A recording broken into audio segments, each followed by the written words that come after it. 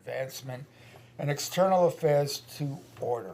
Before we take up the items for approval, I would like to note that it is brought to my attention that at our meeting on October 9th, 2024, there was a reference made in the fourth whereas paragraph of the resolution to name the Martin S.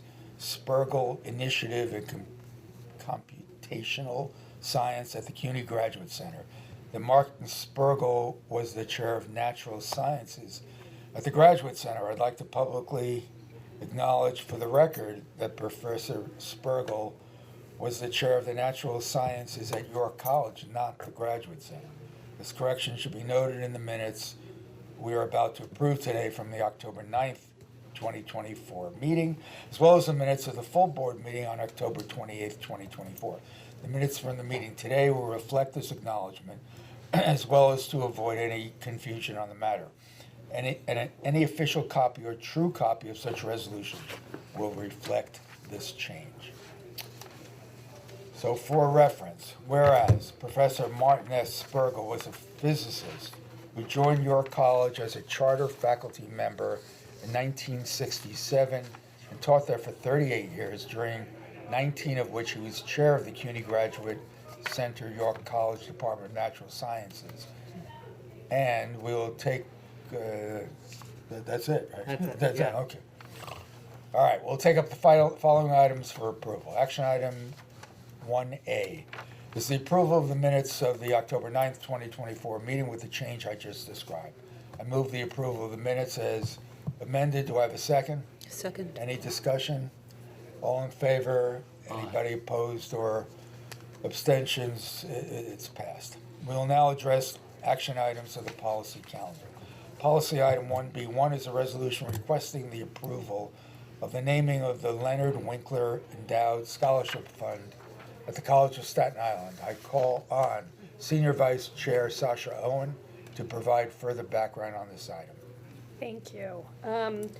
Professor Leonard Winkler was a dedicated faculty member in the College of Staten Island's Engineering and Environmental Science Department for over 50 years. Professor Winkler completed his PhD under telecommunications pioneer Dr. Misha Schwartz and made state-of-the-art phased array filter technology used in both civilian and military applications. In March 2024, Professor Winkler pledged $1.26 million to establish a scholarship fund to support students pursuing degrees in electrical engineering. I move the approval of policy item 1B1. Do I have a second? Second. Any discussion? All in favor? Any opposed or abstentions? Item passes. Policy item 1B2 is a resolution requesting the naming of the Aspira Capital Management and Wright Foundation Endowed Scholarship for students pursuing degrees in STEM at Hostos Community College. I call on Sasha Owen to provide further background. Thank you. Benny Lorenzo, managing partner of Aspira Capital Management, and Peter Wright, chief investment officer at PAW Capital Partners, have donated $10,000 to the Eugenio Moritz de Hostos Community College Foundation to be used in fall 2024 as scholarships to STEM majors at Eugenio de Hostos Community College, and have pledged an additional $1 million gift over 4 years to support financially disadvantaged STEM students who plan to transfer to bachelor's programs, reducing financial barriers to success in their fields. On September 23, 2024, Hostos' foundation received $300,000 of the $1 million gift. I move the approval of policy item 1B2. Do I have a second? Second. Any discussion? All in favor? Aye. Any opposed or abstentions? The item passes. Policy item 1B3 is a resolution requesting the naming of the Keith and Kenneth Oranger Endowed Scholarship for Security Studies Fund at John Jay College of Criminal Justice. I call on our Senior Vice Chancellor to provide further background. Thank you. Keith and Kenneth Oranger are recognized trailblazing leaders in the security industry. Kenneth co-founded U.S. Security Associates, which grew to become a major industry player. His son Keith later expanded the company and currently leads Security Pro Advisors, Keith Oringer pledged $100,000 to the John Jay College Foundation to establish a scholarship, which will inspire future leaders and entrepreneurs in the security sector. This gift will be made in installments over 3 years, with the last payment occurring by July 30th, 2026. The first installment was fulfilled on July 30th, 2024. I move the approval of policy item 1B3. Second. Second. Any discussion? All in favor? Any opposed? Abstentions? Item passes. Policy item 1B4 is a resolution requesting the naming of the Professor Joseph D. Santora Natatorium at Queensborough Community College. I now know what natatorium is. Let's explain it. I now call on Senior Vice Chair Owen to provide further background. Thank you. Professor Santora taught physical education at Hunter College from 1952 to 1958 and served as chair of the Health and Physical Education Department at Queensborough from 1966 to 1970. He was designated Professor Emeritus in 1991 and was a key figure in promoting CUNY athletics and physical education. In celebration of his 100th birthday, his daughter, Vivian Santora, pledged $100,000 to be paid over the next 5 years to fund scholarships for students in the Health, Physical Education, and Dance Department at Queensborough Community College. On September 24, 2024, Vivian fulfilled 30% of this pledge. The final pledge will be made by December 2028. In recognition of this gift, the atrium of Robert F. Kennedy Hall will be named in his honor. I move the approval of policy item 1B4. Any second? Any discussion? All in favor? Any opposed or abstentions? The item passes. With no more items on the policy calendar, I move to the information item on the agenda. I call on Senior Vice Chair Chancellor for Chancellor. Strategy and Policy Implementation. It's a hell of a title. Sasha, to provide a presentation on and federal earmarks. Click on the top one. Okay, thank you so much. So wanted to update the committee on CUNY's efforts to secure federal earmarks this year from Congress.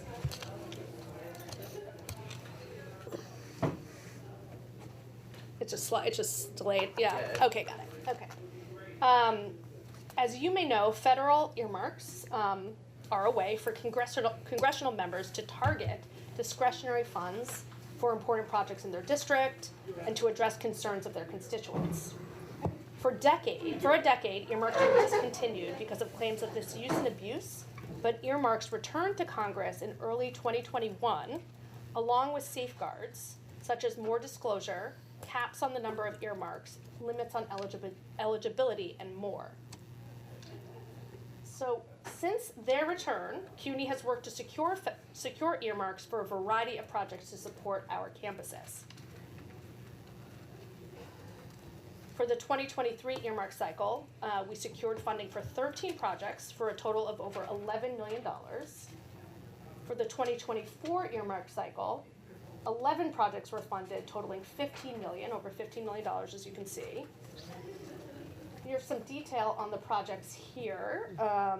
So they range. This is for 2023. Some examples are a healthcare workforce training for Bronx Community College, a literacy program at Medgar Evers College, and vocational training for the underemployed at LaGuardia Community College. And for 2024, some examples here you'll see include a cybercrime investigations laboratory and research facility at John Jay, a wind tunnel lab at York College, and workforce development at City College. So this takes a lot of coordination and work to secure these earmarks. So just to give you a sense of what we're doing to make all of this happen. So we've been working with a firm called the National Group, which is a consulting and lobbying firm in DC that specializes in pursuing federal grants for universities and colleges and other institutions. We work with them, we work with our colleges to choose projects that are priority. Capital needs, programmatic, workforce development are 3 areas that we're looking at. Once we have chosen what those priorities are, we have to submit an application, of course, to the local congressional member or to the U.S. Senator to be included in their earmark. choices that they get to have. We'll talk about that in 1 second. The next slide. And then we have to advocate. So we, get letters of support from elected officials, community partners. We have to connect with our senators and our Congress members, their local district staff, to really build support and help make this a priority for the elected official as well. The Chancellor traveled to Washington, D.C. We went in September this year and met directly with Congress members, and we did meet with Senator Gillibrand, and some folks we met with their staff to advocate directly. So it takes that's the effort that we're doing behind the scenes to secure these federal grants. This is just some more about TNG, who's been a really great partner to us in DC. They really work closely with our colleges and with CUNY Central to identify earmarks, strategize with us on how to best position ourselves to be successful in our earmark requests, how to advocate to the best that we can be, and what kind of work that all takes. So they've been a really great partner for us in this effort. When earmarks came back a couple of years ago, just be aware that there were limits put on this new round of earmarks to address some of the concerns that ultimately made them pause for 10 years. So congressional members, they're limited to 15 earmark requests. Senators is unlimited. And there are some other, bans and restrictions you see here. Ban earmarks directed at certain departments, such as labor, health, and education. That was for the 24 cycle. Ban museums and health care facilities from applying. Other types of restrictions. So each year there might be more restrictions that are put on earmarks. So we have to work within those parameters and confines. As you can also see, let me go to the next. This is kind of our biggest parameters that we have to deal with. Most of our earmarks are submitted to senators because there's an unlimited amount that they can do. But of course that means we're competing across the state. So that makes it challenging, and we have to really make sure that our earmark requests are strategic, that we're advocating in the right way to make these a priority for our senators. 9 of our CUNY colleges are located in Congressman Nadler's district, so if he only has 15 earmarks to put in, of course that is a parameter we're working around. And again, this just gives you some sense. For FY25, 47 earmarks were requested across CUNY, 36 to senators, 11 to Congress members, just to give you a sense of that. This is just, again, the total rewards for 23 and 24. And then for 25, we requested 47 earmarks, so we're going up each time. Our dollar amount requested, also an increase of over $91 million. We have made 19 of our earmarks have made it past congressional committees. That does not mean that they're approved. They have gone through the first step, and now they are awaiting final conference. And then they would need to be supported by the president. So you'll see here the FY 2025 requests. And you see the person who has included them in their earmark request: Congressman Espaillat, Torres, Nadler, Jeffries, etc. You'll see down the line. So we're very happy that we have gone this first step, that these congressional members have advocated for our earmark requests in their 15 that they have. But again, we have to now get approved by committees in both houses, and then the president as well. So more of those, some more examples. And some next steps. We have the FY26 earmark cycle has also already started, so we are strategizing now on what to apply for. We're really thinking about what has been strong for us in the process, so how we can lean on that some more. We're thinking about big idea projects outside the earmark process, so we're trying to think about grants that federal agencies put out. How do we think about big ideas, big projects we're trying to do here at CUNY, and how can we get funding from the federal government even outside of the earmark process? More advocacy. Oh, we're going to do a CUNY Day on the Hill.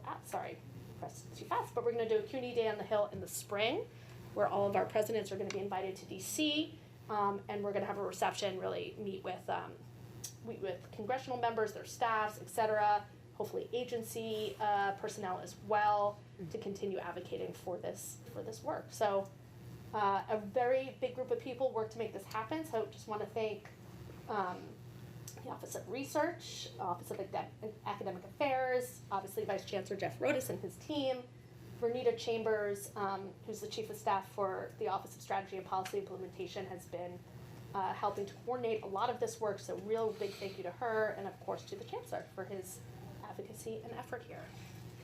And that's it. Any questions?